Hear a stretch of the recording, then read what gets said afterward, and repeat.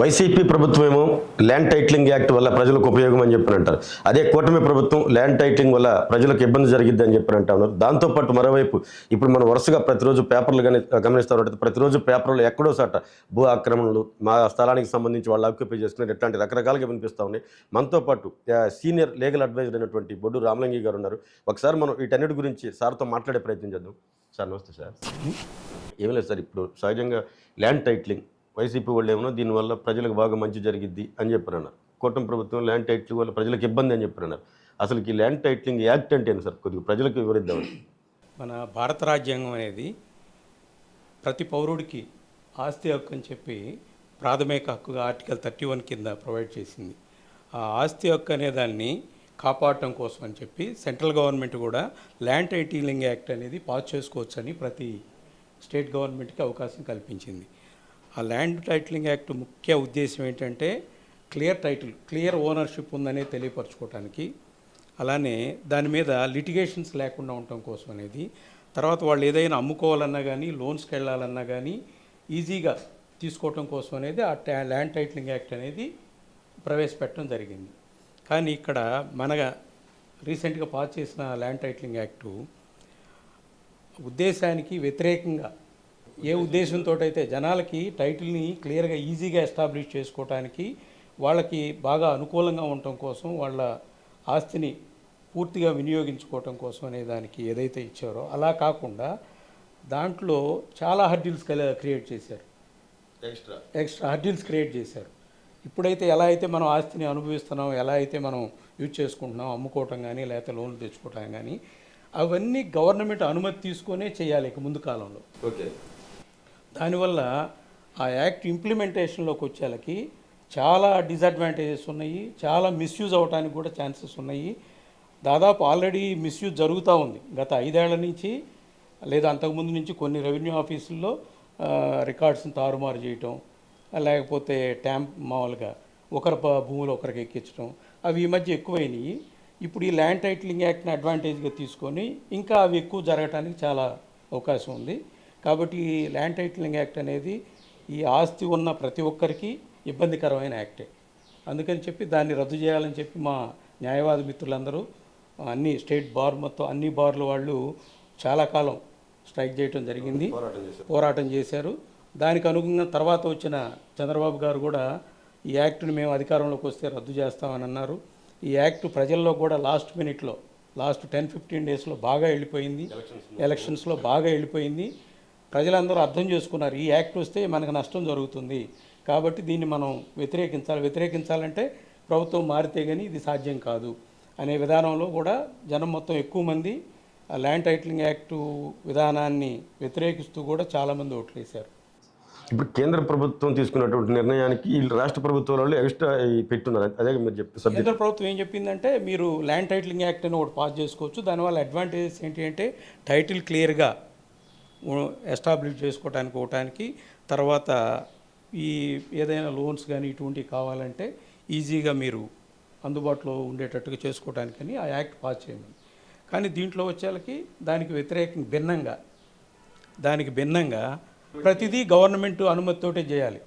మన ఆస్తిని మనం ఎవరికన్నా అమ్మాలంటే గవర్నమెంట్ అనుమతి తీసుకోవాలి, మన ఆస్తికి మనం లోన్ తెచ్చుకోవాలంటే గవర్నమెంట్ అనుమతి తీసుకోవాలి, మన పిల్లలకి ఎవరికైనా గిఫ్ట్గా ఇవ్వాలంటే గవర్నమెంట్ అనుమతి తెచ్చుకోవాలి, గవర్నమెంట్ అనుమతి తేవాలి. అంటే అక్కడికి వచ్చేళ్ళకి క్లియర్గా చెప్పాలంటే ఆ ఆస్తి ఎవరికైతే ఉందో వాళ్ళకి ఈ యాక్ట్ వచ్చినందువల్ల సర్వసంపూర్ణ హక్కులు అనేవి లేవు. కరెక్ట్గా చెప్పాలి, కోల్పోయినట్టే. సో వీళ్ళు వాళ్ళ ఆస్తిని ఎంజాయ్ చేయాలన్నా కానీ దాన్ని ప్రతిఫలం ఎంజాయ్ చేయాలంటే ప్రభుత్వాన్ని తీసుకోవాలి. అంటే మనకి ఏదైతే మన కాన్స్టిట్యూషను ఫండమెంటల్ రైట్ కింద రైట్ టు ప్రాపర్టీ ఇచ్చిందో దాన్ని ఇండైరెక్ట్గా తీసేసుకోవటమే గవర్నమెంట్ మళ్ళీ.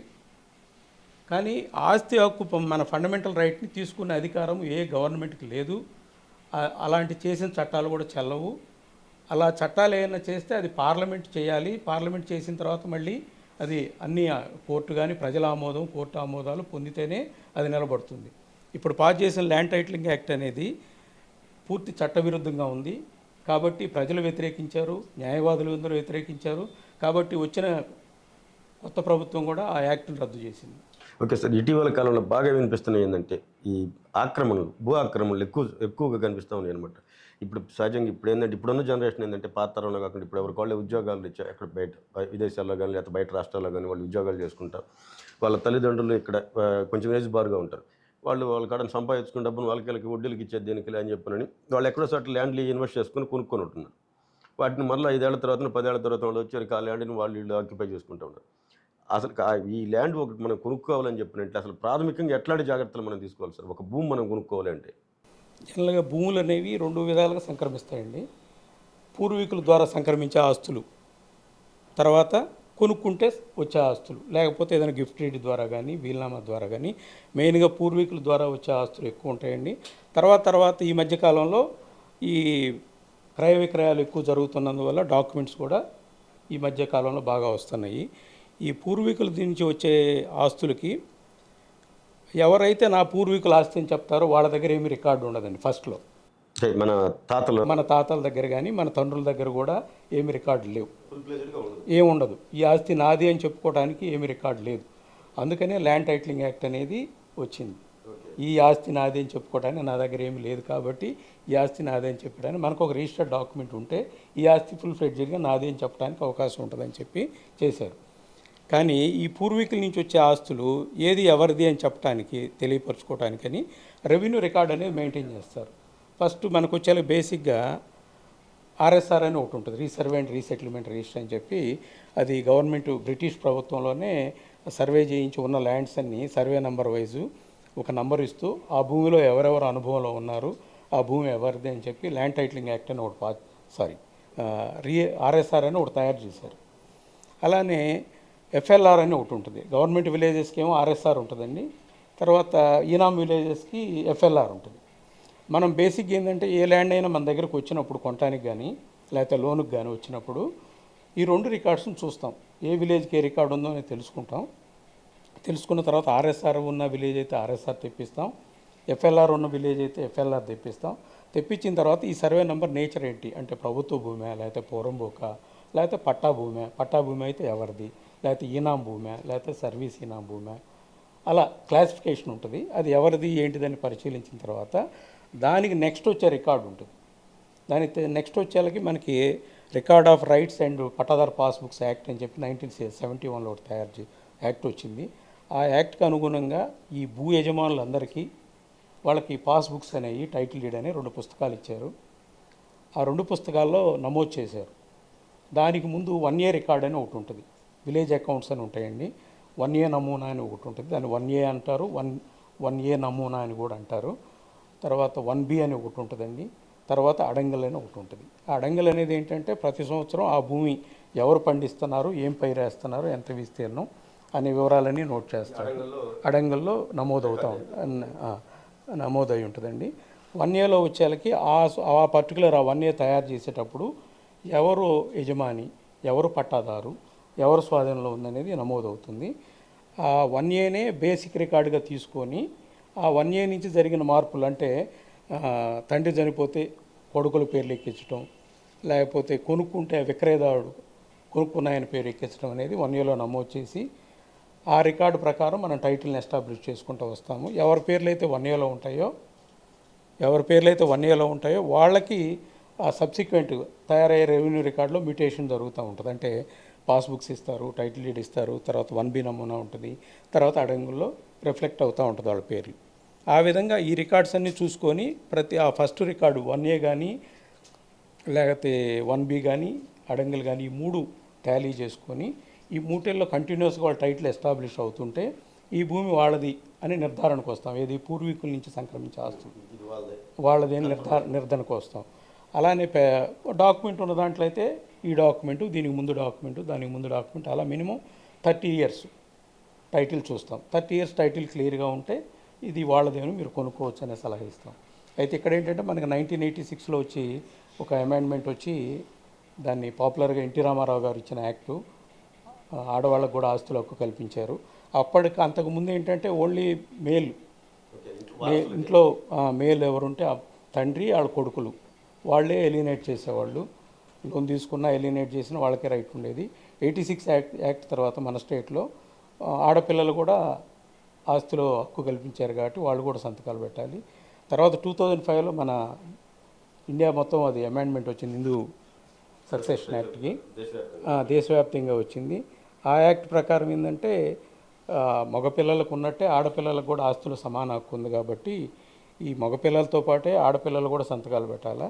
కానీ మేము మోస్ట్ ఆఫ్ ది కేసెస్లో చూసేది ఏంటంటే ఈ అవేర్నెస్ లేక ఇప్పుడు కూడా మగపిల్లల చేతనే చాలామంది డాక్యుమెంట్స్ రాయించుకుంటూ ఉంటారు. రాయించుకున్నందువల్ల మా దగ్గరికి ఏదైనా లీగల్ ఒపీనియన్కి వచ్చినప్పుడు ఆడపిల్లలు కూడా జాయిన్ అవ్వాలని చెప్తూ ఉంటాము. వాళ్ళు వెళ్ళి మళ్ళీ వాళ్ళని రిక్వెస్ట్ చేసి వీటికి ఒప్పుదల దస్తావేజులు రాయించుకోవటం, లేకపోతే మళ్ళీ వాళ్ళకి ఎక్స్ట్రా డబ్బు ఇచ్చి వాళ్ళ షేర్ని కూడా కొనటం ఇలా జరుగుతూ ఉంది. ఇప్పుడు సహజంగా మనం ఇప్పుడు ఎంప్లాయీస్ ఉంటారు కదా సార్, ఇప్పుడు మనం ఇప్పుడు ఒంగోలు లాంటి ప్రాంతాల్లో ఉన్నాయి అనుకోండి, ఇప్పుడు తప్పన ఎక్కడో సార్ ల్యాండ్ తక్కువకి వస్తుంది కొనుక్కాయని ఎవరో ఒకరు సలహా ఇస్తారు. ఆ సలహా ఇప్పుడు ఏం చేస్తారంటే వీళ్ళు ముందు వెనక ఆలోచించుకొని కొనేస్తారు దాన్ని. పలానా అతంది ఇది, పలానా రామలింగి గారిది సైట్ అంటుంది, నేను పోయి కొనేస్తాను మీ మీద ఉన్న ఇదితోటి. అది ఆల్రెడీ అప్పటికే వేరే వాళ్ళ పేరు మీద ఎవరి పేరు మీద ఉంటుందన్నమాట. అట్లాంటి వాటికి ఎట్లా పరిష్కార మార్గం ఏంటి సార్ వాళ్ళకి? అంటే ఫస్ట్ బేసిక్గా ఏంటంటే ఎక్కడైనా ల్యాండ్ తక్కువగా వస్తుంది అని అంటే దాంట్లో ఏదో డిఫెక్ట్ ఉందనేది ఫస్ట్ బేసిక్ థింగ్ అండి. మేము కూడా వచ్చినప్పుడు ఏంటంటే కస్టమర్ వచ్చి తొందరపడుతూ ఉంటాడు, క్లయింట్ వచ్చి త్వరగా చూడండి అని. మాకు కొంత అంటే మాకున్న ఎక్స్పీరియన్స్ మీద కొన్ని ఏరియాల్లో కానీ కొంతమంది వ్యక్తుల పేర్లు ఆ డాక్యుమెంట్స్లో తగిలినా కానీ మాకు డౌట్ వస్తుంది. ఆ డౌట్ వచ్చిన ఏమంటే మేము ఏం అడుగుతామంటే ఇక్కడ గది ఎంత ఉందని అడుగుతాం, లేకపోతే ఎకరాలు అయితే ఎకరం ఎంత ఉందని. వాళ్ళు చెప్పే రేట్ ఆల్మోస్ట్ సగం ఉంటుంది. సగం ఉండగానే ఇది ఫేక్, లేకపోతే ఇది దీంట్లో ఏదో ప్రాబ్లం ఉందని అంటాం. అలానే తొందరపడే వ్యక్తులు కూడా వచ్చినప్పుడు మేము జాగ్రత్తగా ఉంటామండి. తొందరగా క్లియర్ చేయండి వాళ్ళు కొంటామంటున్నారని, అప్పుడు కూడా మేము చాలా జాగ్రత్తగా ఉంటాం. ఈ జాగ్రత్తగా ఉన్నప్పుడు మేమేం చేస్తామంటే సరే సాయంత్రం రండి అని చెప్తాం.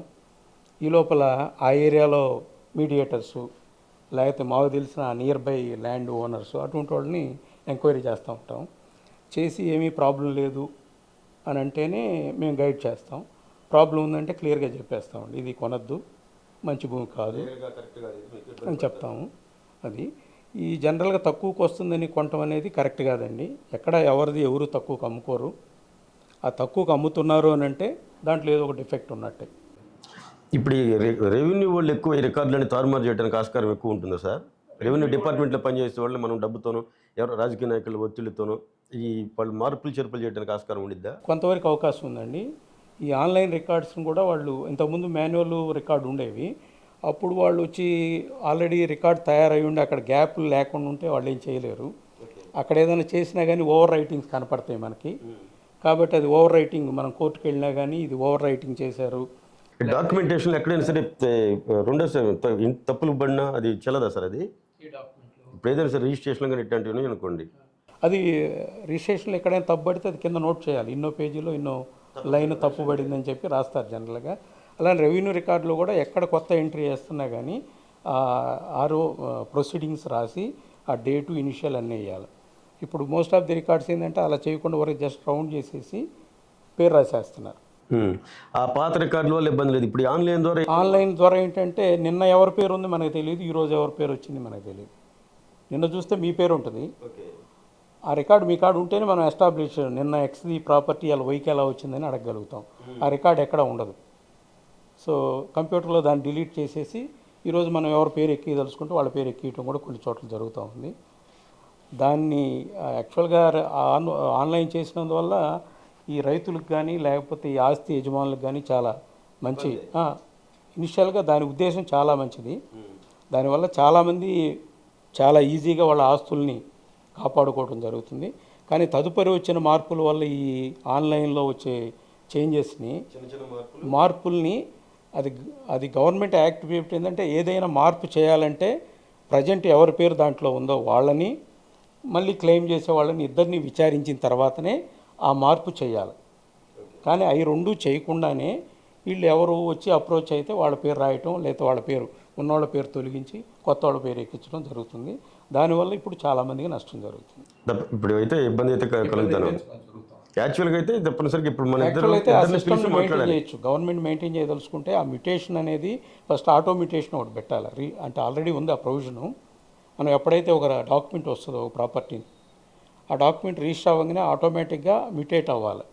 ఎక్స్ నుంచి వై పర్చేజ్ చేస్తే ఎక్స్ పేరు నుంచి వై పేరుతో డాక్యుమెంట్ రాగానే ఆ ఉన్న రెవెన్యూ రికార్డులు ఆటోమేటిక్గా మ్యూటేట్ అవ్వాలి. ఆ మ్యూటేషన్ ఆటోమిటేషన్ అనేది జరగటం వల్ల అలా ఆటోమిటేషన్ జరిగితే కొంతవరకు వీటిని అరికట్టవచ్చు. ఇప్పుడు మీరు ఇటీవల ఒక 10 రోజుల నుంచి మీరు పేపర్లు ఒకసారి గమనించినట్టయితే అసలుకి వందల మంది రైతులైతేనేమి జనం అయితేనే బయట రోడ్ల మీదకి వచ్చేసేసి మా భూములు ఆక్యుపై చేశారా అని చెప్పి మన పేపర్లో మీరు చూస్తూనే ఉన్నారు. ఈ అసలుకి ఇంత ఎలా ఇదంతా ఇంత డాక్యుమెంటేషను డాక్యుమెంట్లు రిజిస్ట్రేషన్లు ఇన్నున్నా కూడా ఈ అవకతవకలకి ఇంత ప్రధాన కారణం ఏంటి సార్ మరి? ప్రధాన కారణం రాజకీయ నాయకులు ఒత్తిళ్ళు, వాళ్ళకు అనుకూలంగా చేయాల తప్పని పరిస్థితుల్లో రెవెన్యూ వాళ్ళు చేయటం జరుగుతుంది. ఆ చేసేవి ఏంటంటే రెవెన్యూ వాళ్ళు చేసినవి ఆన్లైన్లో ఉండేవి ఈ కామన్ మ్యాన్ అని ఆయనకు అవసరమైనప్పుడు అయితే తప్పితే మిగతా టైంలో ఆన్లైన్లో ఆయన చూసుకోవాల్సిన అవసరం ఉండదు, చూసుకోవడం. ఆయన ఎప్పుడో చూసుకున్నప్పుడు చూస్తే ఆయన పేరు ఆయన ఆస్తి వచ్చి వేరే వాళ్ళ పేరుతో ఉంటుంది. ఎలా మ్యూటేట్ చేశారంటే ఏమి రికార్డ్ అవైలబిలిటీ ఉండదు, దానికి ఉన్న ప్రీవియస్ రికార్డును కూడా లేకుండా చేసేస్తున్నారు.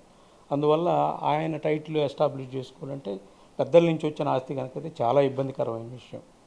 కోర్టులో కూడా మనం ఏదైనా ప్రూవ్ చేయాలంటే మనం టైటిల్ ఎస్టాబ్లిష్ చేయాలంటే మనం రికార్డు ప్రొడ్యూస్ చేయాలి. వాస్తవంగా మన దగ్గర ఏమి రికార్డు ఉండదు. మన ఆస్తికి సంబంధించిన రికార్డు మొత్తం రెవెన్యూ ఆఫీస్లో ఉంటుంది, ఎక్సెప్ట్ పట్టదారు పాస్బుక్ అండ్ టైటిల్ డీడ్. అవి కూడా కొంతమంది తీసుకొని ఉన్నారు, కొంతమంది తీసుకోలేదు. ఇప్పుడు మనకి ఇంత ప్రాపర్టీ ఉంది, మన ప్రాపర్టీ మనకు ఇది అసలు ప్రాపర్టీ మన పేరు మీద ఉందా లేదా అని మనం చెక్ చేసుకోవాలంటే 2 నెలలకోసారి, ఒక సంవత్సరానికి ఒకసారి, 6 నెలలకోసారి ఇట్లా మనం చెక్ చేసుకోవాలంటే ప్రధానంగా ఎక్కడికి పోయి మనం దీని గురించి చెక్ చేసుకుంటాం? ఆన్లైన్లో మీ భూమి పోర్టల్కి వెళ్ళి చూసుకోవచ్చండి. అలానే అంటే చూసుకోగల వాళ్ళు అయితే మనం ఇంట్లో ఉండే మన సిస్టంలోకి వెళ్ళి ఆన్లైన్లో చూసుకోవచ్చు, మన సెల్ ఫోన్లో చూసుకోవచ్చు. మన ఓన్గా చేయలేని వాళ్ళు అయితే పల్లెటూరులో కానీ లేకపోతే చదువు రాని వాళ్ళు కానీ పట్టణాల్లో కానీ మీ సేవా సెంటర్కి వెళ్ళి వెరిఫై చేసుకుంటూ ఉండొచ్చు. అయితే ఇంతకుముందు అయితే అది చాలా ఈజీగా ఉండేదండి. నేను గత 10-12 సంవత్సరాల నుంచి చూస్తూ ఉన్నాను. మనం ఏ రోజు మనం మీ భూమికి వెళ్ళి సెలెక్ట్ చేసేది మన సర్వే నెంబర్, మన విలేజ్, మన సర్వే నెంబర్ సెలెక్ట్ చేసి కొట్టంగానే ఆ భూమి ఎవరి పేరుతో ఉందనేది రిఫ్లెక్ట్ అవుతూ ఉంటుంది. అది ఎప్పుడు చూసినా అలానే ఉంటుంది. 1B చూసుకోవచ్చు, అడంగులు చూసుకోవచ్చు అండి.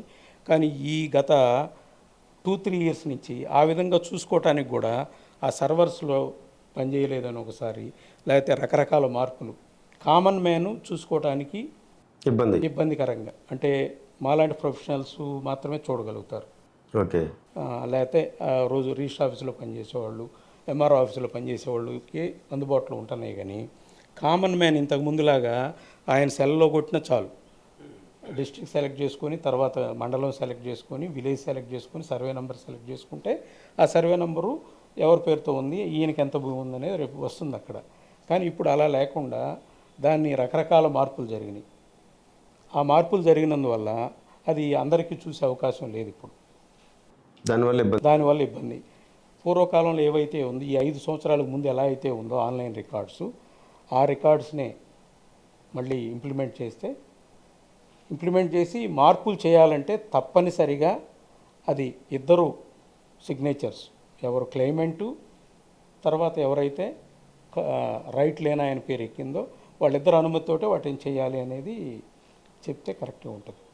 మనకి సహజంగా పల్లెటూరులో అనుకో మీరు చెప్పినట్లుగా ఇప్పుడైతే రైతువారి సెక్షన్ అనుకో పొలం ఉందనుకోండి, దానికి మీరు చెప్పినట్టు 1A 1B అడంగులు, దాని తర్వాత మళ్ళీ వాళ్ళకి పట్టాదారు పాస్బుక్ ఇవన్నీ ఉంటాయి. మనం ఆ పొలం కొనుక్కోవాలనుకున్నప్పుడు అవన్నీ మనం బట్టి లీగల్ అడ్వైజర్ దగ్గరికి వెళ్ళి చూపించామనుకో, అవన్నీ అతని అనండి ఒరిజినల్ మీరు కొనుక్కోవచ్చు అంటే మనం ఎంత డబ్బులు పెట్టి కొనుక్కుంటాం. ఇప్పుడు అట్లా కాకుండా నీకు పట్టణాల్లోకి వచ్చేసరికి గదుల కింద డివైడ్ అయిపోయింది. 5 గదులు, 6 గదులు, 10 గదులు అని చెప్పినాయి. అట్లాంటిది మనం కొనుక్కునేటప్పుడు మనం దానికి సంబంధించి ఎట్లాంటివి వెరిఫై చేసుకోవాలి సార్? అంటే యాక్చువల్ గవర్నమెంట్ రూల్స్ ప్రకారం అయితేనేమో ల్యాండ్ కన్వర్షన్ అనేది లేఅవుట్ అనేది మ్యాండేటరీ అండి. కానీ మన లాంటి పట్టణాల్లో ఈ ల్యాండ్ కన్వర్షన్ అనేది తక్కువగా ఉంటుంది. అలానే లేఅవుట్ అప్రూవల్స్ అనేవి కూడా చాలా తక్కువ ఉన్నాయి. ఉన్న రికార్డును బేస్ చేసుకొని అంటే మనం ముందుగా చెప్పినట్టుగా ఆర్ఎస్ఆర్ కానీ ఎఫ్ఎల్ఆర్ కానీ అక్కడి నుంచి టైటిల్ చూసుకుంటూ రావాలి. చూసుకుంటూ వచ్చి సర్వే రిపోర్ట్ ఒకటి కంపల్సరీ అవుతుందండి. మనం ఆ భూమి ఆ సర్వే నెంబర్లో ఉందా లేదా, ఈ సబ్ డివిజన్లో ఉందా లేదా, మిగతా రెవెన్యూ రికార్డ్స్కి టాలీ అయ్యేటట్టుగా ఈ మనం ఉన్న లొకేషన్ కూడా టాలీ అవుతుందా లేదా అని వెరిఫై చేసుకొని కొనుక్కోవటం కరెక్ట్ అండి. ఇవన్నీ మనం రిజిస్టర్ ఆఫీస్ దగ్గరికి వెళ్ళి చూసుకోవాల్సిందా ఎట్లా? అంటే రికార్డు మొత్తం రిజిస్టర్ ఆఫీసు, రెవెన్యూ ఆఫీసు రెండు వాళ్ళ దగ్గరనే ఉంటాయండి. ఏదైనా అనుభవం ఉన్న లాయర్ గారి ద్వారా ఇవన్నీ తెచ్చి చూయించుకొని కొనుక్కుంటే 199 పాళ్ళు ఎలాంటి వివాదాలు లేకుండా ఉండటానికి, క్లియర్ టైటిల్ ఉండటానికి అవకాశం ఉంటుందండి. అదే అంటే ఇప్పుడు మనం సహజంగా మనం హడావుడికి కొనేస్తాం, 10 గదులు ఆడ తక్కువలో వస్తుందని చెప్పినాను. ఇవన్నీ చూసుకోకుండా కొనుక్కున్న తర్వాత ఆటోమేటిక్గా ఆ ప్లేస్లోకి ఇంకొకరు వస్తారు, ఇది ఆల్రెడీ నాదిరనైనా అని చెప్పి వస్తారు. అప్పుడే జనాలకు ఇబ్బంది అవుతా ఉంది. ఇప్పుడు ఏంటంటే పిల్లలు వాళ్ళు ఎక్కడో ఉంటారు, వాళ్ళ తల్లిదండ్రులు ఎక్కడ ఉంటారు, వాళ్ళు అక్కడి నుంచి డబ్బులు పంపిస్తారు, ఎవరో ఒకరిని అడిగేది అక్కడ తక్కువ. బ్రోకర్లు ఏం చేస్తున్నారంటే ఇప్పుడు వాళ్ళ కమిషన్ కోసమే కదా, ఒకే ఈ బ్రోకర్లు వీళ్ళ కమిషన్ కోసం వాళ్ళు తెలియక కూడా నిజమేను నాదని చెప్తే అవునని నమ్మి కూడా వాళ్ళు చేస్తుంటారు. కొంతమంది తెలిసి తెలియక కూడా జరుగుతుంటాయి. కావాలని చేసేవాళ్ళు చాలా అరుదుగా ఉంటారు. ఇవి జరుగుతూ ఉంటాయి, తెలిసి తెలియక జరుగుతుంటాయి. అవన్నీ మనం అంటే ఈ తొందరపడి ఇప్పుడు తక్కువ వస్తుందని కొనేది మెయిన్ ప్రాబ్లం అండి. ఆ తక్కువ వస్తుందని కొనటం అనేది కరెక్ట్ కాదు. తక్కువ ఎవరు అమ్ముకోరు వాళ్ళ ఆస్తిని, క్లియర్గా ఉంటాయి.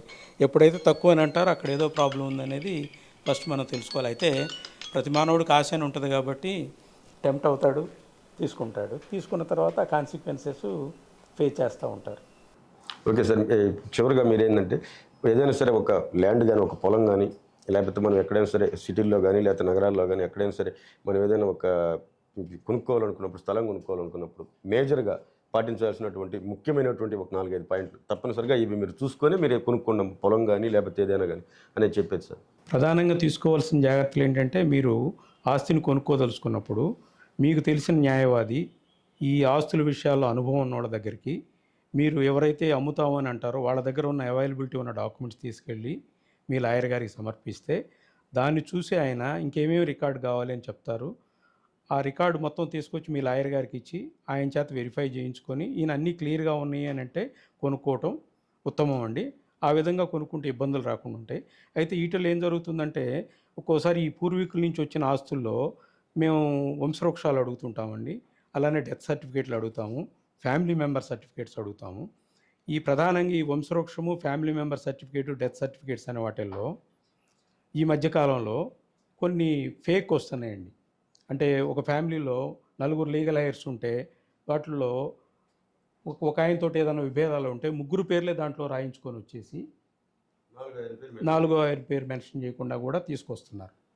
అలానే వంశవృక్షాలు ఈ ఎంఆర్ఓ కాకపోయినా కానీ, విఆర్ఓ కాకపోయినా కానీ, విఆర్ఓ చేసినట్టుగా ఎంఆర్ఓ చేసినట్టుగా సంతకాలు పెట్టించుకొని వస్తున్నారు. అటువంటివి వచ్చినప్పుడు ఏంటంటే దాన్ని మళ్ళీ గ్రౌండ్ లెవెల్లోకి వెళ్ళి నిజంగా వాళ్ళేనా లీగల్ హైయర్స్ కాదా, లేకపోతే ఆయనకి వారసులు ఈ నలుగురే ఉన్నారా, లేకపోతే ఇంకా ఎక్కువ ఉన్నారా, అవి జెన్యూనా కాదని వెరిఫై చేసుకున్న తర్వాతనే అది. అంటే మీ లాయర్ గారు గ్రౌండ్ లెవెల్కి వెళ్ళి చేయడానికి కుదరదు కాబట్టి లాయర్ గారు అయితే గైడ్ చేస్తారు, ఇది కరెక్ట్గా ఉందా లేదో మీరు చూసుకోండి అని. ఆ ప్రకారం చూసుకోవటం ఒకటి. అది పెద్ద ఆస్తులు కొనేటప్పుడు అయితే ఈ లీడింగ్ న్యూస్ పేపర్స్లో, తెలుగు న్యూస్ పేపర్లు, తెలుగు అయితే తెలుగు, ఇంగ్లీష్ అయితే ఇంగ్లీషు, ఆ పేపర్లో మేము పలానా ఆస్తిని, పలానా వాళ్ళ తాలూకా ఆస్తిని కొనుగోలు చేయబోతున్నాం, దీని మీద ఎవరికన్నా అభ్యంతరాలు ఉన్నాయి ఉంటే తెలియపరచుకోండి, లేంచో కొనుక్కుంటాం అనేది కూడా అది చాలా ఉపయోగకరంగా ఉంటుందండి. మేము పెద్ద పెద్ద ఆస్తుల్లో కొన్నిటిల్లో చూసామండి, ఆ పేపర్లో ప్రకటన వేసిన తర్వాత మరుసటి రోజు ఉదయమే మాకు ఏమిటే నోటీస్ వస్తుంది, ఏమనంటే ఈ ఆస్తిలో మాకు కూడా రైట్ ఉందని, లేదా ఆల్రెడీ మేము కొనున్నామని, లేకపోతే ఈ ఆస్తి అసలు అమ్మే అయిందే కాదు అని. అలాంటివి వచ్చినప్పుడు క్షుణ్ణంగా పరిశీలించి అది క్లియర్గా ఉందంటే ముందుకు పోవటం, లేకపోతే మానుకోవటం అనేది ఉత్తమం అండి. ఈ పెద్ద ఆస్తులు కనుక కొనేటప్పుడు కంపల్సరీ 2 పేపర్లలో ప్రకటన వేయడమని మేము సలహా ఇస్తామండి. అది కొంచెం ఎక్స్పెన్సివ్ కాబట్టి కొంతమంది ఏమో వెనక్కిపోతుంటారు, కొంతమంది ఏమో పేపర్లో ప్రకటన వేయించినాకనే తీసుకుంటారండి. అలా చేయిస్తే దాదాపు వివాదాలు రాకుండా ఉండటానికి అవకాశం ఉందండి.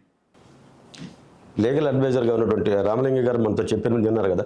ఇప్పుడు సహజంగా ఇప్పుడు ప్రస్తుతం నడుస్తున్నటువంటి ఏంటంటే ప్రతిరోజు మనం పేపర్లో చూస్తూ ఉన్నాం, పిల్లలు ఎక్కడ ఉద్యోగాలు చేస్తూ ఉంటారు, వాళ్ళ డబ్బులతో ఇక్కడ ఇన్వెస్ట్ చేసుకోవడం కోసం పొలాలు కానీ, అదేవిధంగా స్థలాలు కానీ, ఏదైనా సరే వాళ్ళు ఎవరో బ్రోకర్లు వాళ్ళు వీళ్ళు చెప్పారులే అని చెప్పనని హడావుడిగా పడి మీరు కొనుక్కోకుండా ఏదైనా సరే ఒకటి మీరు పొలం కానీ, లేకపోతే అదేవిధంగా స్థలం కానీ, లేకపోతే ఏదైనా ఇల్లు కానీ ఏదైనా సరే కొనుక్కోవాలని అనుకున్నప్పుడు పర్టికులర్గా మీకు అందుబాటులో ఉన్నటువంటి లీగల్ అడ్వైజర్ని మీరు సంప్రదిస్తే మీరు ఏ డాక్యుమెంటేషన్ చూసుకోవాలి అవన్నీ చూసుకొని తీసుకుంటే మీ స్థలాలు కానీ, మీ పొలాలు కానీ, మీ ఇల్లు కానీ భద్రంగా ఉంటాయి. అట్లా కాకుండా హడావుడి పడితే తర్వాత ఫ్యూచర్లో మీరే ఇబ్బంది పడతారని సార్ చెప్తా ఉన్నారు. ఓకే, థ్యాంక్ యూ సార్, మీ అమూల్యమైన సమయాన్ని మాకు కేటాయించి ఏదైతే ప్రజలు ఇటీవల కాలంలో బాగా ఎక్కువ కనిపిస్తూ ఉంది మనకి పేపర్లో వస్తున్నటువంటి వార్తలు, దీని ద్వారా కొంతమంది అయినా మనం ఈ పాటించారనుకున్న వాళ్ళ భూములు వాళ్ళు సేఫ్గా ఉంటారని. Thank you sir.